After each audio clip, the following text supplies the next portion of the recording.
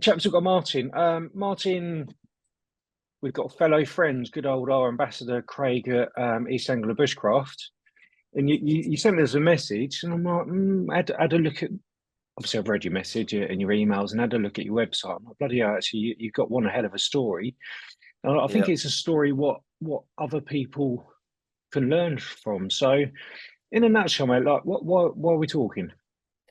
Um, we're talking really because obviously I'd seen Craig post about yourselves, and I'm a massive, deep believer in the outdoors for mental health.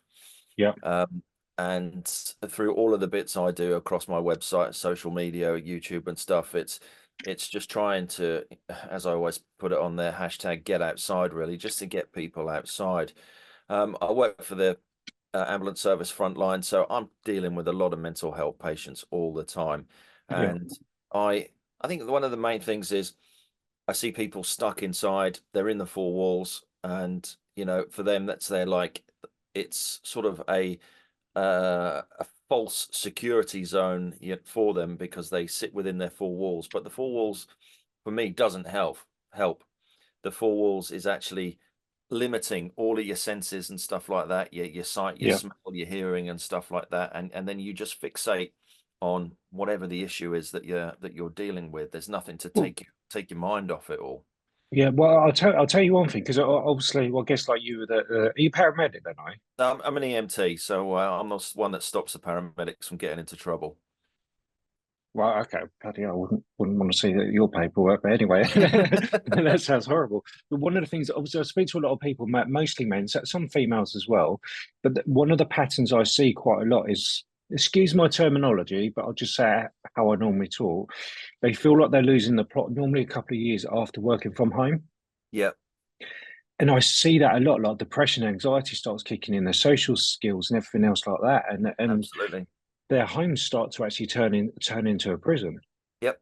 And that's exactly what it is. And I sort of saw all of this and I thought, actually, I can put my sort of backstory into No, in, please into do. into context with you guys and just sort of introduce what's happened to me, how I've dealt with it, and then obviously how I get away, how I deal with it and what I do to deal with it in a way. So yeah, so 2004, I was living in Cyprus. I was teaching scuba diving out there. I had the life of Riley out there, barefoot, drinking beer, teaching scuba diving. It was an Yeah. absolute fantastic life. And I was living out in Cyprus with my wife, and we got married out in Cyprus, decided to have the honeymoon over in Sri Lanka. And we left Cyprus on the 25th, 24th, sorry, landed on the 25th, literally went straight to bed by the time we got down to the dive resort we were staying in. And then the morning of Boxing Day, got up, had some breakfast, went for a walk along the beach. Beautiful, beautiful beach, absolutely, just a fantastic place. The kids playing cricket on the beach, absolutely gorgeous. And then went back, started setting up diving equipment, and then literally bang, it was a tsunami, and then it was just absolute carnage. It went from an absolute, you know, pristine, beautiful, beautiful holiday to something that you watch, with an 18 rating on Netflix there. So yeah, so basically from to go through the story as quick as I can, really, because it is a long drawn out story for Yeah. over a week, really. The sea, as we were getting the diving equipment ready, I remember the local chap just said to me, look, the sea is dancing. And it wasn't sort of massive waves. It was like as if you put a vibration onto water and it was sort of Right. vibrating. Okay. And then there was a little bit of a swell, so waves were coming in and waves were coming out. But what started to happen was the waves were sort of coming in, not leaving, and then another one would come in, then the height would come up, and then another one would come in, and the height would come up. So the water volume was getting bigger and bigger and bigger and coming further and further into land. And at this point, I said, "Come on, I think we need to go." And then it really started. The waves started to come in with more volume and stuff, and it literally pushed me and my wife through the dive shop onto the street as all of the cars. By this time the volume had got Yeah. massive. And we managed to sort of sort of, I wouldn't say walk, but be pushed and walk down the street to onto the side of this car, and then climbed onto the car, climbed onto the roof of the house, and and I helped a couple of other people up onto the roof as well. And then people were asking what's going on, what's going on. No one really knew, and I said I think it's a tsunami. Yeah. And then the water sort of dissipated, and I remember seeing blood run out from underneath this car. And said to my wife, right, I'm going to go and see what's going on. And I'll never forget it. And God knows how it happened. I was stood on the edge of this asbestos roofed house, and the asbestos broke, and I fell, but landed one foot in front of the other on a single brick wall, just on the top of it. So how I managed to do that, I really don't know. And I went down and found this lady that had a like a quite a severe laceration in the back of her foot through her Achilles tendon, and she was bleeding quite heavily. And then it just went on and on and on. So sort of done whatever I could with her. I think I used the cord off my wetsuit just to tourniquet that. She got put into a car and ended up going away. And then we sort of ran up into the hills a little bit into this temple, and people were coming through with loads of injuries and stuff into this temple. And then finally we thought, right, we'll walk down and see whether we can find any of our gear, clothing and passports and stuff like that. And went down, and there was no water. So when we were walking along the beach before, you could, it was just sea, but this time you could actually see the coral reef. And Wow. that's when I said to the wife, we really need to get out of here, because that is coming back. It literally just been sucked all the way back out. And then off we went, and we found one of the dive center owners, and we stayed in their garden. There was about 20 sort of foreigners all just sleeping in the garden of this house. Some of them with some quite severe injuries. One of them going into septic shock, and it was just carnage, absolute carnage down there. And I had limited first aid knowledge at this point. I literally used to teach, sort of basic first aid with diving. So I'd done what I could to help people out. And we came back to Cyprus on the 31st of January, and literally met up with some friends, went straight out, and it was just so surreal that we had just been in that, and then we're back to normality where everyone's just walking around, and it's obviously a massive international sort of news thing that was the tsunami was. But yet everyone's still, getting on with their lives and stuff like that. And then it was back to work, teaching scuba diving. And I wouldn't say the sea frightened me, because it doesn't frighten me at all, but it was just, I still hadn't put that massive traumatic event to bed. I still had all of Did this. did you did you have survivor guilt as well? Not like survivor guilt, but I think Oh, okay. realistically from myself, it was more like, how the hell did we survive this? Yeah. Everyone else hasn't. Like we were saying, 30,000 people died from this tsunami, Mind blowing. and Yeah. we were stood on the beach. That's the crazy thing. And when I look back at the photos, our room, there was a boat in our room. It was just, and people were asleep when this came through, and the water just went bosh straight through the windows. And then they obviously were trying to clamber out and glass, and I had It's one terrible. tiny little cut on my finger. That was it. Wow. And so how the hell did I survive? I really don't know. I'm just using up my lives as it goes through. I mean, Yeah. I haven't got many left now. I got carjacked in South Africa. I've had an avalanche in France. I've been struck by lightning. I've been in the tsunami, and I survived my wife's cooking. So that's pretty amazing, really. So, But so obviously, I've spoken to you a little bit before in a few emails, whatever else.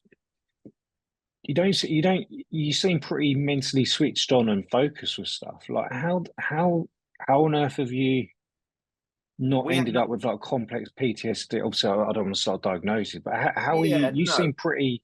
I was going to say normal. I don't mean that how that sounds. Yeah, I know what you're saying, and I think probably I have got PTSD. I think probably I have. Right. Okay. But it's something that I deal with myself.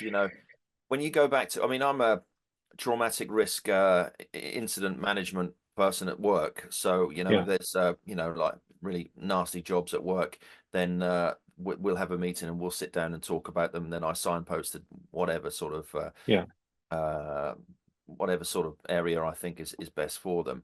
So I think with myself, or not just with myself, but with everyone, when you've had a traumatic event, you've, we're primeval, we're primeval at the end of the day. And it's the basic senses that kick in to sort of bring you back to Mm. what that traumatic event is. It goes back to caveman, really, when you've, the smell and the sound, that it's those ears prick up, that, oh, that's a lion, that's that food's off, or something like that. It's those Yeah. basic primeval sort of senses. And when you've had a traumatic event, I think the thing is that those basic primeval senses kick in. So for me, every time I fill up the car with diesel, I'm straight back to that, because I can smell diesel down the road, as all of the cars and fuel Yeah. tanks and Yeah. things like that. The sound of glass breaking, straight back there. So Yeah. it's just dealing with it, and not forgetting about it. It's learning to live with it. Yeah. That's the main thing with it.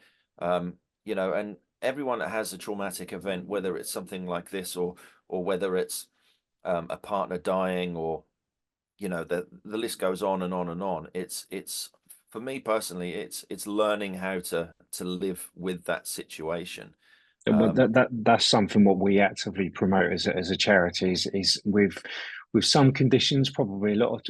I'm high functioning BPD and high functioning depressive. Sometimes the depression, I don't mind the BPD. I could kind of use it as a yeah. superpower up to a point. It does slap me around the arse sometimes, but the depression one that sets in sometimes.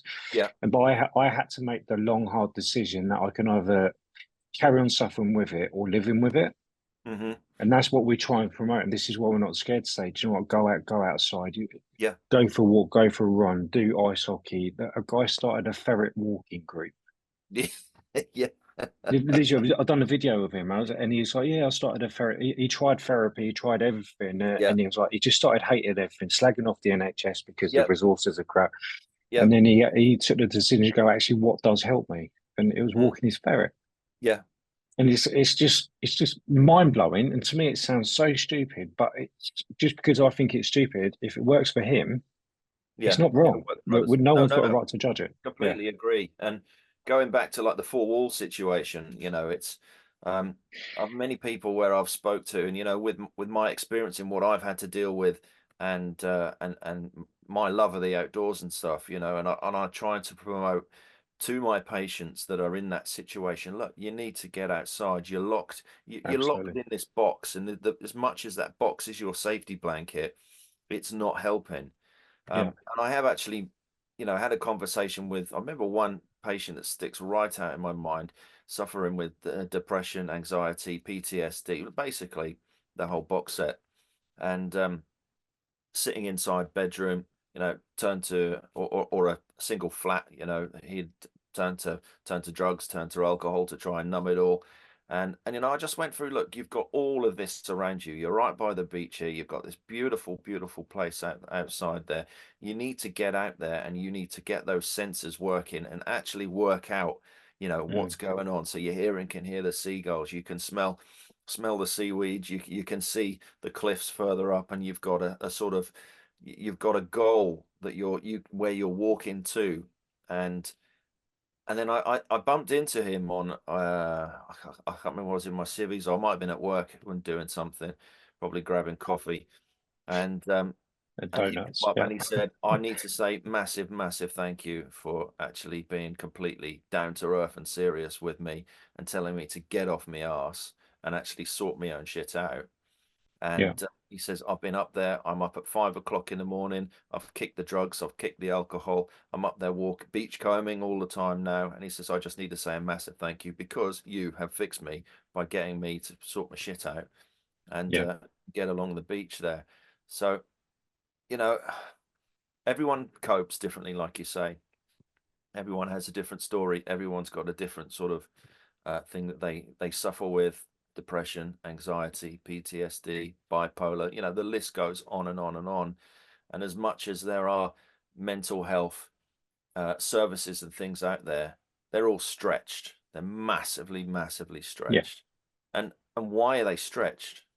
Is it because there's not enough services, or is it because there's just too many people that are, because of where we are in life at the moment, sitting here talking in front of a computer instead of sitting Mm. there face to face having a chat? Is it all of this that's creating a bigger problem? Mm. Is it society that we live in now that is causing all this? Did we have this issue 6, 70, 80 years ago? The services are there, but I think things like this MANUP and stuff like this is perfect because it's real blokes talking. Yeah. There's none of this fake, like, reading off a script. It's people discussing how they deal with it, and using the terminology and vocabulary that blokes use all the time. Well, I think that's the thing. Like we don't ever correct anyone just to please the PC Yeah, people. And funny enough, I made a short video yesterday. One of the things what annoys me is we don't talk about suicide that much, even though we do actually fund mental health research into suicide with Dr. Susie Bennett, and I'm really proud of that. But we don't talk about it that much because we try to get in early.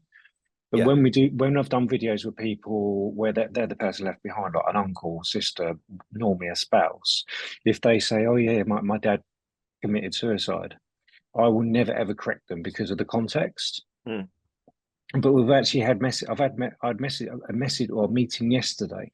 And they're like, "Why you really should be correcting them because they shouldn't be saying committed."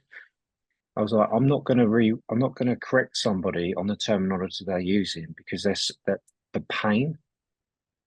yeah, Do you get what I mean? And yeah, yeah, it's yeah, just fully. I think we're just moving so PC, and Mm, but I think I genuinely think society, the more social society gets, the less social we're actually getting. I yeah, just think no one knows what to say, so we just don't say anything. no, completely We're agree. just so scared to just upset people, and this Yeah, is why we're just within reason. We're not scared to ruffle feathers. I generally don't like upsetting people, mm, but within reason, slightly offending them or ruffling feathers. yeah.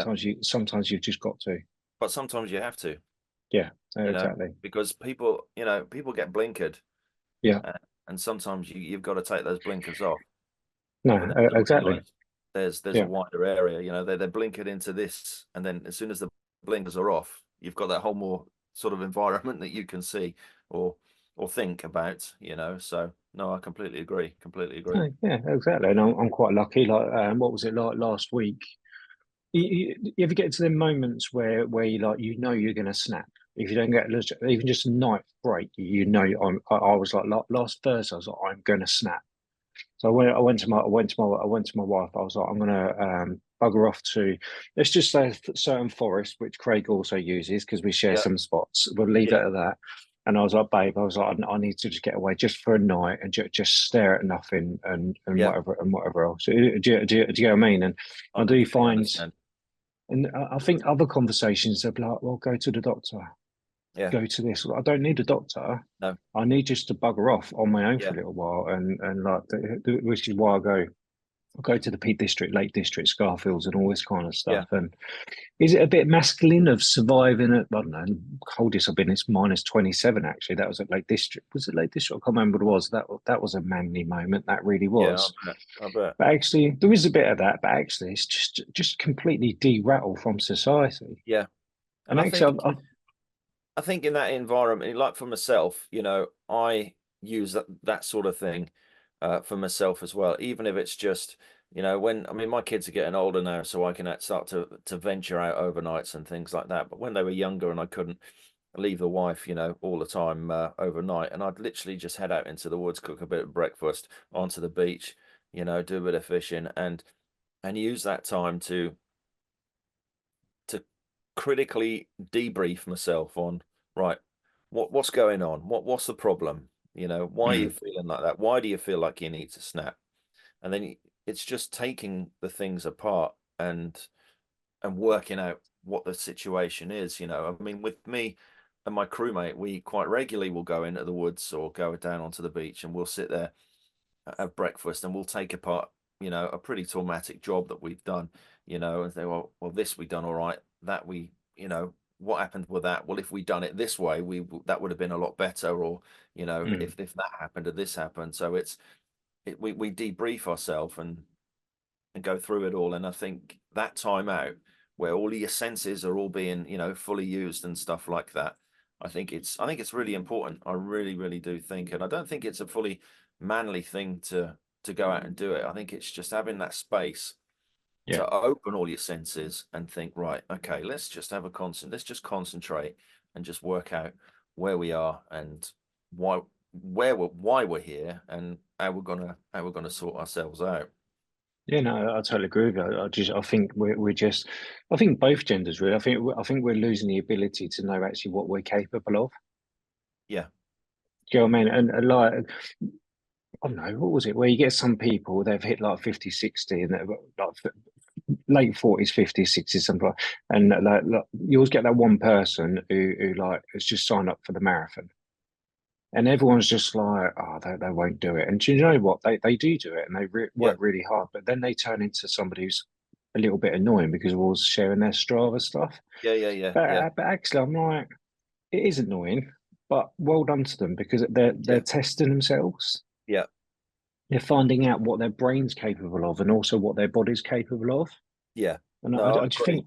I think we're losing that. I'm not saying everyone should go wild camping and joining marathons and stuff like Yeah, that, but sometimes go back to just being a child. Do you know what I mean? exactly. What do we enjoy?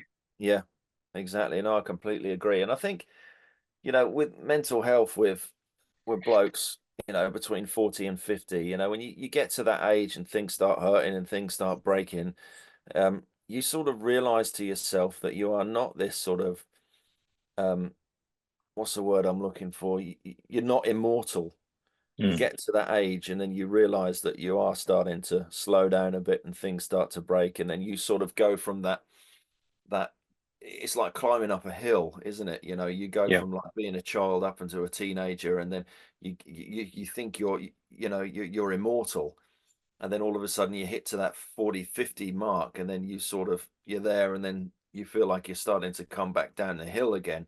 And I think that journey down the hill is where some people then start to think, well, that's it, it's over, I'm done, I'm yeah, now, I'm on the back end of it, and I yeah, think for my age, near 50, it's just, it's working out. Well, you know, personally for myself, I'd rather be on that downhill and just completely park it with mm, doing something that I love, yeah, you know, and not just think, you know, we'll get to the end of down at the bottom of the hill, and that's it, we're done. We can't do this, we can't do that.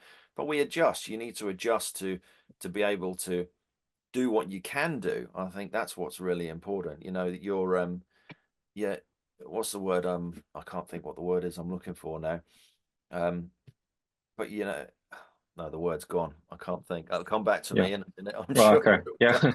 You'll chuck it out in Yeah. something completely different. But yeah, no, no. Independence, that's the word I Right, was okay, looking yeah, for.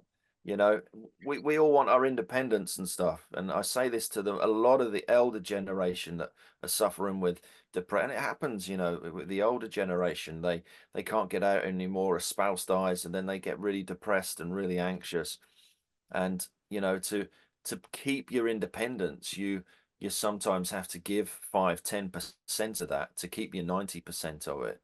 Because yeah, if you don't give that 5, 10%, something's going to happen, whether it's up here or whether it's part of the body, and it's just going to go pop, and then you'll end up losing all of your independence completely.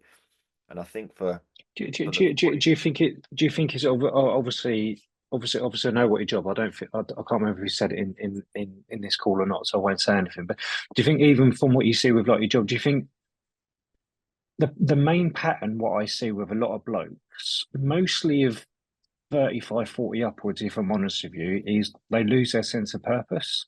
absolutely, Like kids are moved absolutely, out, yeah, divorce, and all, and that's one pattern I see over and over and over yeah, again. I'm like, well, find another purpose. exactly, I know and it's that's easy said than done before people start whinging yeah, and whatever yeah, else, yeah, but yeah. No, no, I completely agree, and I think that's why it's vitally important for charities like yourself, to promote those different purposes. And like for myself, I throw the videos of me out doing this and that. You know, I go out to Scandinavia as much as I can because that's the place that I feel most relaxed, chilled, Okay. and Yeah. absolutely love it. So I go out there as often as I can. I've got another trip at the end of this month, and that's my Zen time. That's my sort of sit back, reflect, and Yeah. that sort of thing. And to be able to film those videos and put them back onto YouTube so that there is some form of inspirement Yeah. for people to think, well, I'd love to be able to do that, but I can't do that. But yeah, okay, you might not be able to go out to Sweden, but at least you could do 2, 3 nights in a, you know, walking, hiking in a campsite or wild camping up in No, Scotland or exactly. something. Yeah. It's influence, not influencing, because I'd rather inspire people than influence people. So that's where I am at the moment. Is it's just trying to make people realize, yeah, we can do these, and they flick through the videos, and you know, and the keywords that are relevant to what they're how they're trying to deal with, you know, depression, anxiety, things like that. My keywords work. So a video might come up of me just walking through the woods, sitting down, picking some mushrooms and cooking up breakfast and just sitting there chilling, and then think, well, I'm going to do that, Yeah. and then head out and do it. Yeah. It's weird though, because the wild camping scene blew up like a year or 2 years ago. And I think it's like kind of calmed down a little bit now, isn't it? And there's still us diehards still left. And whatever else. So other than the wild camping and the go out and the, how do you stop yourself from tipping over? Because you seem pretty self-aware, I which is am, annoying. this is, you might find this really, really bizarre, but I'm a deep believer in sauna for mental health. That's the first not heard that one before. Yeah. Massive, massive believer in it. Um, I've got one sat there in the garden there. That's been sat there 8 years. I use it every other day. And even, you know, it mentally, it helps you out. The thing about it is because it vasoconstricts, so it dilates your blood vessels, it constricts your blood vessels when you're going in the cold water, in the hot sauna.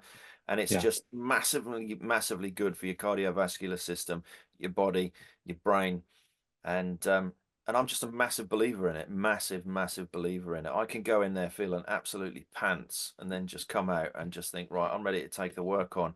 If I've only had 4 hours sleep because the neighbour's got the bloody lawnmower out and I'm on nights, I can just pop in there, half an hour, bosh, and then come out and right, I'm ready for 12 hours. So So that is, sorry. how did you learn about that? Because it's not that's not an impulse buy, is it? But I'm going to buy a No, it's not sauna. an impulse buy. I've always liked the sauna.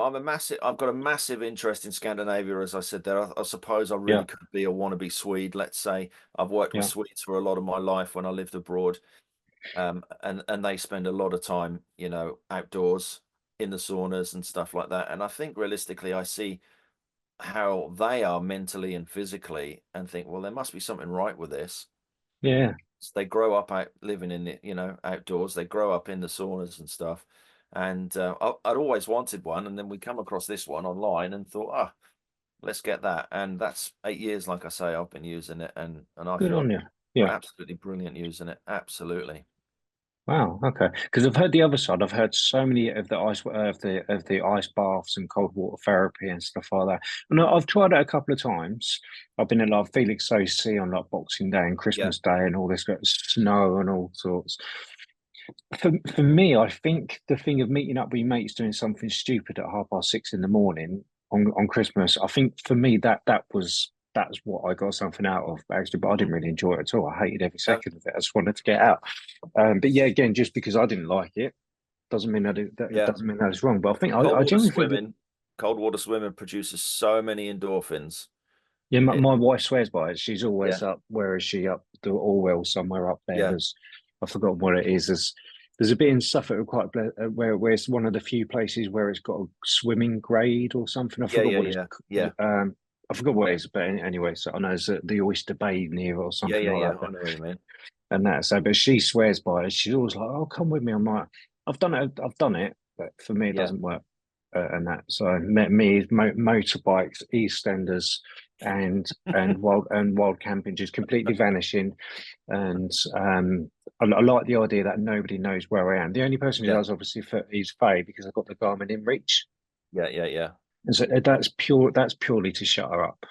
Yeah, So she just knows that if I haven't moved for probably a couple of nights, it's like when you get rained in or clagged in. yeah. Sometimes you've got no choice just to stay in that tent, isn't it? And just That's it. get soaked in Yeah, your tent as well. But she knows roughly. Normally, if I've got no signal, if I've not moved for a couple of nights, that's when she's like sending me a message on it or something like yeah, that. yeah, yeah, But I love it, man. Absolutely love yeah. it. And No, that's all good. So this is a bit where we draw the close a little bit, just because you're one of those we can just keep going and going and going. So it's if someone's watching it, I don't really like the words triggered, and I think it's just overused this day. But if someone's like, let's just say, if someone's like triggered to this, or just relating to it, or thinking, well, I can't do camping, or what would you tell them to do? I don't think it's necessarily about camping, but well, I think the thing is if there's an interest, and if that person thinks actually, yeah, I could do that, I think it's very easy for people to turn around and say, well, we all do it. Oh, I'd love to do that.